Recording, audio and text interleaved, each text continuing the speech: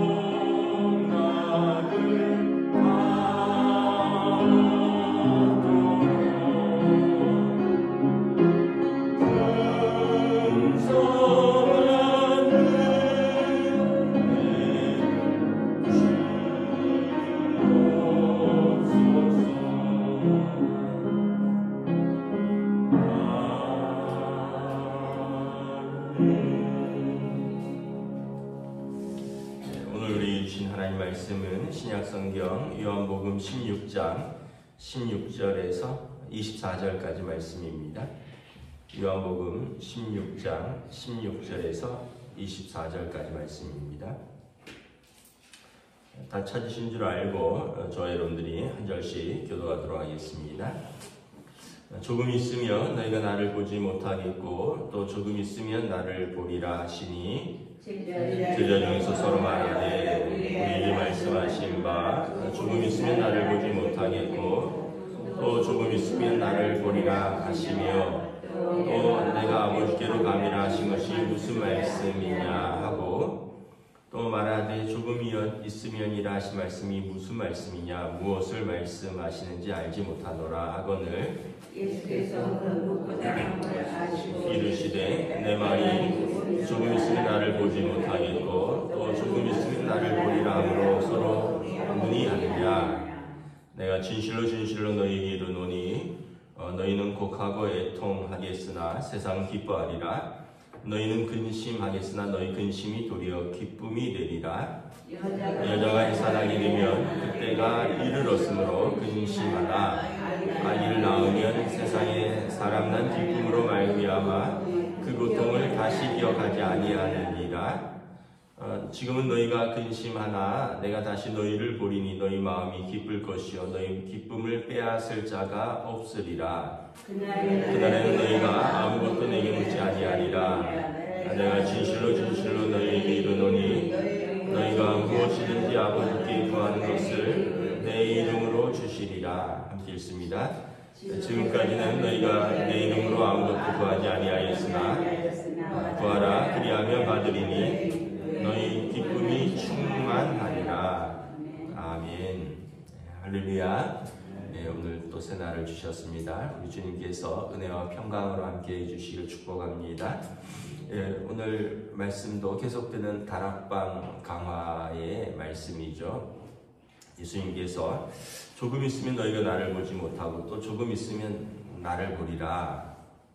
그러니까 제자들이 이 무슨 말이냐, 조금 있으면 보지 못하고 또 조금 있으면 또 나를 본다는 말씀이 무슨 말씀이냐, 뭐 잠깐 어디 갔다 오시는가, 뭐 이런 제자들의 마음에 그런 궁금증이 일어서 서로 의논했다 했죠. 이게 무슨 말이냐 서로에게 예수님께서 이제 설명을 해주시는데, 제자들은 지금 이 밤이 지나면 예수님이 십자가에 죽으시는 것을 이제 아직 알지 못하는 상태고, 또 여러 번 말씀하셨지만 또 예수님의 부활에 대해서도 제자들이 알지 못하는 상태죠. 그래서 조금 있으면 이제 사실은 이제 이 밤이 지나면이죠. 목요일이 지나면 이제 잡히는 것이고, 그리고 이제 예수님 십자가에 죽으시니 제자들은 이제 예수님을 잃었으니 슬퍼할 것이고, 십자가에 잡히시니 또 두려워하고 뿔뿔이 흩어질 것입니다. 그런데 다시 조금 있으면 기뻐할 것이다 라는 말씀은 예수님이 부활하시면 제자들을 다시 찾아볼 것입니다. 갈릴리로 가서 제자들을 만나시고, 또 부활하신 예수님께서 또 제자들 한 명 한 명을 또 이렇게 다시 세워 주시죠. 그래서 이제 예수님께서 말씀하신 대로 죄와 사망의 권세를 이기신 예수님이 부활하시니 이제 이전의 슬픔보다 더 크게 기쁠 것입니다. 예수님께서 이것을 어떻게 비유하시냐면 21절에 여자가 해산하게 되면 그때가 이르렀으므로 근심하나 아기를 낳으면 세상에 사람 난 기쁨으로 말미암아 그 고통을 다시 기억하지 아니하느니라. 뭐 이제 그 해산과 출산의 비유를 하는데, 뭐 저는 남자라서 짐작만 하지 사실 이제 정확히는 모르거든요. 그런데 뭐 가까이서 지켜는 봤으니까 이제 특별히 만약에 첫 아기라면 이제 배가 불러오고 이제 해산할 날이 가까이 오면 걱정이 많이 되겠죠. 뭐 세상에 몇 대 안 되는 고통 중에 하나가 또 이렇게 해산하는 고통이라면서요. 그러니까 이게 도저히 남자들은 아마 이해가 불가능할 겁니다. 왜냐하면 머리로는 이해가 되는데 이 몸으로 겪어보질 않았기 때문에 그런데 이제 저도 뭐 병원에 갔는데 뭐 하여튼 참 결국은 제왕절개를 했어요. 이제 자연분만을 이제 시도하다가 안 돼가고, 근데 뭐 그 비명 소리, 뭐 아이가 참 그 비명, 처음에는 제가 그래도 자연분만 해보라 이렇게 해다가 나중에는 뭐 비명 소리를 듣고는 도저히 안 되겠더라고요. 그래서 얼른 이제 수술 동의서에 사인을 했는데, 뭐 그렇겠죠. 아마 우리 권사님들이나 집사님들이나 다 어머니시니까 아이를 낳을 때 얼마나 이게 몸에 고통이 있습니까? 그런데 이게 낳은 순간 이제 아마 자연분만일 경우이죠. 수술한 경우는 계속 고통이 있지만 낳은 순간 그 고통이 싹 사라지나 봐요. 그렇게까지 비명을 지르고 막 죽겠다고 소리 지르던 사람이 아기를 낳으면 아기를 품에 안고 그냥 그렇게 환한 표정으로, 그렇게 편안한 표정으로 이렇게 누워있는 것을 보게 됩니다. 그러니까 이게 참 신비죠. 생명을 낳는 고통이 이렇게 고통스럽지만 생명을 낳은 이후에는 그렇게 기쁘고 평안하다는 거죠. 예수님께서 이 비유를 드십니다. 예수님의 십자가가 이렇게 고통스럽다는 거죠. 그러나 예수님의 부활로 예수님을 다시 대면할 때 이렇게 기쁠 것이다 라고 예수님이 이제 출산의 그 심정으로, 그 고통과 그 기쁨으로 표현을 하셨습니다. 아마 우리 여자분들은 제자들이 예수님이 십자가에 죽으셨을 때 이렇게 고통스러웠다가 예수님을 다시 뵀을 때 이렇게 기뻤겠구나 하는 걸 아마 저보다 더 몸으로 잘 아실 거라고 생각을 합니다. 20절에 보면 이때는 십자가에 달리실 때 이때 제자들은 곡할 것이고 애통할 것입니다. 그런데 예수님을 고소고발하고 죽인 세상은 기뻐할 것입니다. 너희는 근심할 것입니다. 예수님을 잃어서 잠시 근심하지만 다시 예수님을 만났을 때 도리어 큰 기쁨이 되리라. 그리고 이 기쁨은 22절에 보면 너희가 지금은 너희가 근심하나 내가 다시 너희를 보리니 너희 마음이 기쁠 것이요 너희 기쁨을 빼앗을 자가 없으리라. 우리의 이 완전하고 영원한 기쁨은 주님 재림하실 때 우리가 주님을 다시 만났을 때 너무나 기쁠 것이고 그 기쁨은 세상이 더 이상 빼앗지 못할 것입니다. 이렇게 생각을 하면 여러분, 우리가 어떤 임종이나 또 장례나 또 자신의 죽음을 준비하는 분들은 마음에 근심이 있죠. 본인도 그렇고 가족들도 근심이 있을 것입니다. 왜냐하면 다시 보지 못할 것이라는, 또 이 육신의 장막이 허물어지는 데에 대한 두려움이 있을 것입니다. 그러나 이것은 잠시의 두려움이요, 우리가 주님을 다시 만날 때 그 기쁨은 그 두려움을 뛰어넘고 더 이상 빼앗을 수 없는 영원한 안식과 큰 기쁨으로 주님을 뵙는 하나님 나라를 밟는 그 기쁨일 것입니다. 그래서 예전에 어느 신학자가 그런 표현을 했습니다. 이 땅은 천국의 현관문이다, 이런 말을 했어요. 이 땅은 천국의 현관문이다. 그래서 우리가 마치 아이들이 막 놀이터에서 놀잖아요.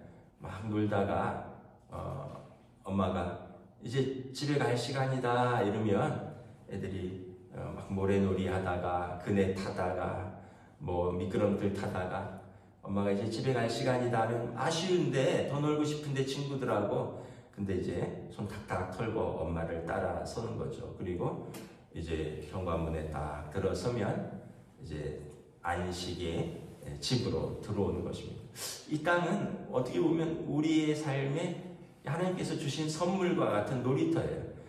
친구들과 우리에게 주신 사람들과 즐겁게 일하고 놀고 사랑하고 먹고 마시고 이야기하고, 물론 놀이터에서 싸우기도 하지만, 그러나 마지막에는 손 다 털고 다 잘 있어 다음에 또 만나 이렇게 인사하고 모든 원망과 근심과 또 미움과 상처를 다 내려놓고 이제 천국으로 들어가는 것입니다. 그래서 모든 우리가 생각하는 근심과 두려움을 뛰어넘는 기쁨과 영원한 안식이 있는 곳. 그래서 예수님께서 먼저 가셔서 우리보다 먼저 가셔서 우리를 위하여 거처를 예비하고 우리를 주의 이름으로 영접하시는 그곳에서 우리가 다시 만날 때 그 기쁨은 우리가 생각하는 기쁨, 모든 기쁨보다 큰 기쁨일 것이요, 누구도 그때는 그 기쁨을 빼앗을 자가 없을 것입니다. 우리가 이 땅에 살면서는 슬픔과 기쁨이 번갈아 가면서 오잖아요. 파도처럼 슬픔도 밀려오고 기쁨도 오고 또 물려가기도 하고, 그런데 그날에는 영원한 기쁨만이 자리 잡을 것입니다. 23절에 그날에는 너희가 아무것도 내게 묻지 아니하리라. 내가 진실로 진실로 너희에게 이르노니 너희가 무엇이든지 아버지께 구한 것을 내 이름으로 주시리라. 이 그날에는 이제 어떤 날이냐 하면, 이때는 이제 보혜사 성령께서 오시는 날입니다. 그때는 이제 더 이상 제자들이 예수님의 십자가와 예수님의 부활 그리고 예수님의 다시 오심을 확실하게 깨닫는 그 날입니다. 그때는 이제 무엇이든지 제자들이 더 이상 궁금할 것이 없을 것입니다. 왜냐하면 보혜사 성령, 옆에서 말하시는 분이라 그랬잖아요. 하나님의 영, 그리스도의 영께서 오셔서 제자들 안에 계시고 제자들 옆에 계시고 제자들에게 예수님의 말씀을 생각나게 하시고 진리의 영으로 우리를 이끌어 가시기 때문에 그때는 예수님이 말씀한 모든 것들이 이제 다 이렇게 밝히 드러날 때가 올 것입니다. 그래서 마가의 다락방에 이렇게 문을 꼭 닫고 두려워서 기도하고 있던 120명의 성도들이 성령이 오시니까 이제 담대하게 나아가서 하나님 나라의 비밀을, 예수께서 그리스도 되심을, 예수님의 죽으심이 우리 죄의 속죄의 죽으심이요, 예수님의 부활하시는 죄와 사망의 권세를 이기심이고, 예수님께서 다시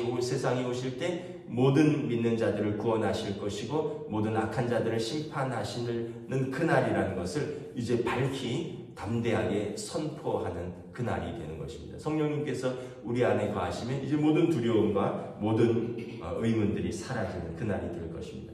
그리고 그때는 성령께서 오시면 예수님께서 말씀하십니다. 너희가 무엇이든지 내 이름으로 구하라. 아버지께서 주시리라.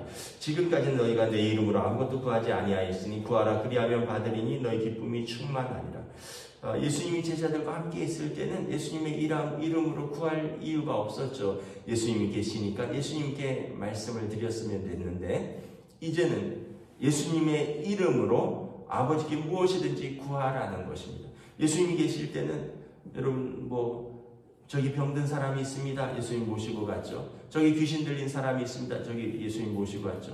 저기 진리에 대해서 알고 싶은 사람이 있습니다. 니고데모 같은 사람이 밤에 찾아오면 예수님이 오셔서 또 그에게 진리에 대해서, 영생에 대해서 이렇게 밝히 말씀해 주셨죠. 그러나 이제 예수님이 떠나시지만 보혜사 성령님이 오셨기 때문에 우리가 궁금해하는 것, 또 우리의 모든 연약함, 우리의 모든 허물, 우리의 모든 죄, 우리의 모든 질고를 다 예수님의 이름으로 구하라는 거예요. 그러면 예수님의 이름으로 아버지께서 우리의 기도에 응답하시는 것입니다.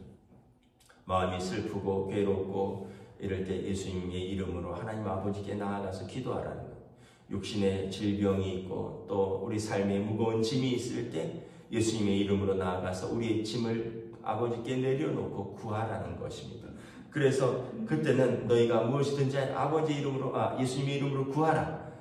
그래서 구하라, 찾으라, 두드리라 예수님께서 말씀하셨죠. 구하는 자마다 얻을 것이요, 찾는 이마다 찾을 것이요, 두드리는 자에게 열릴 것이다.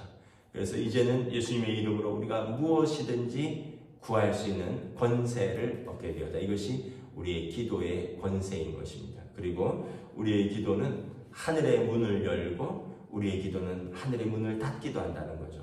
성경에 보면 너희가 내 이름으로 땅에서 구하면 하늘에서도 열리기를 구하면 하늘에서도 열릴 것이요, 너희가 땅에서 닫히기를 구하면 하늘에서도 닫히리라. 천국의 열쇠를 성도에게 주셨다는 것입니다. 예수님의 이름으로 구하는 권세를 주셨다는 것입니다. 그러므로 우리가 그리스도 예수 안에 있는 하나님의 사랑에서 그 어떤 것도 우리를 끊을 수 없다라고 성경은 말씀하고 있는 것입니다. 예수님께서 제자들을 마음을 이제 이 14장부터 이렇게 쭉 이렇게 17장까지 이게 보면 예수님의 이제 임종전 제자들과의 마지막 시간이에요. 14장, 15장, 16장 앞으로 이루어질 일에 대해서 제자들이 닥칠 고난과 현실에 대해서 제자들의 어떤 염려함에 대해서 그래서 다 말씀해 주시고 그들을 위로해 주시고 그리고 내가 너희와 끝까지 함께 하겠다라고 약속해 주시고 이제 17장에 그들을 위하여 기도하시고 그리고 잡히시는 겁니다. 예수님의 이 마지막 14장, 15장, 16장, 17장은 대제사장적 마지막 중보기도거든요. 그래서 제자들을 향한 그 마지막 사랑과 마지막 기도로 제자들을 향하여 사랑하시되 끝까지 사랑하시는 예수님의 모습을 볼 수 있는 것이죠. 저와 여러분들도 주님이 우리를 이렇게 사랑하셨으니 우리도 주님을 사랑하고 이 사랑에 힘입어서 담대하게 주님 오시는 그날까지 또 주님 뵙는 그날까지 담대하게 믿음으로 승리할 수 있기를 우리 주님의 이름으로 축복합니다. 기도하겠습니다. 하나님 은혜를 감사합니다. 예수님께서 이제 잡히시기 전날 밤 제자들을 모아서 마지막 만찬을 하시고 또 그들의 발을 일일이 씻어주시고 그리고 그들의 마음을 모든 말씀으로 어루만져 주시고 위로해 주시고 소망을 주시고 격려해 주시고 또 성령이 오실 것을 약속해 주시고 내가 너희와 잠시 떠나는 것 같지만 다시 만날 것이고 그리고 성령께서 오실 때 너희는 이제 두려움이 아니라 내가 한 말을 깨닫게 되고 담대히 주님의 이름으로 무엇이든지 아버지께 구할 수 있는 그러한 권세를 갖게 되었다. 예수님께서 자기에게 주신 사람들을 사랑하시되 끝까지 사랑하시는 모습을 바라봅니다. 이러한 주님의 사랑에 감사하여서 그 어떤 것도 우리를 그리스도 예수 안에 있는 하나님의 사랑에서 끊을 수 없사오니 오늘도 이 믿음을 가지고 담대하게 우리의 삶의 자리를 믿음으로 살아가는 주의 백성들로 성령님 인도하여 주시옵소서. 감사를 드리오며 우리 주 예수 그리스도 이름으로 기도드리옵나이다. 아멘. 하늘에 계신 우리 아버지의 이름을 거룩하게 하시며 아버지의 나라가 오게 하시며 아버지의 뜻이 하늘에서와 같이 땅에서도 이루어지게 하소서. 오늘 우리에게 일용할 양식을 주시고 우리가 우리에게 잘못한 사람을 용서하여 준 것 같이 우리 죄를 용서하여 주시고 우리를 시험에 빠지지 않게 하시고 악에서 구하소서. 나라와 권능과 영광이 영원히 아버지의 것입니다. 아멘.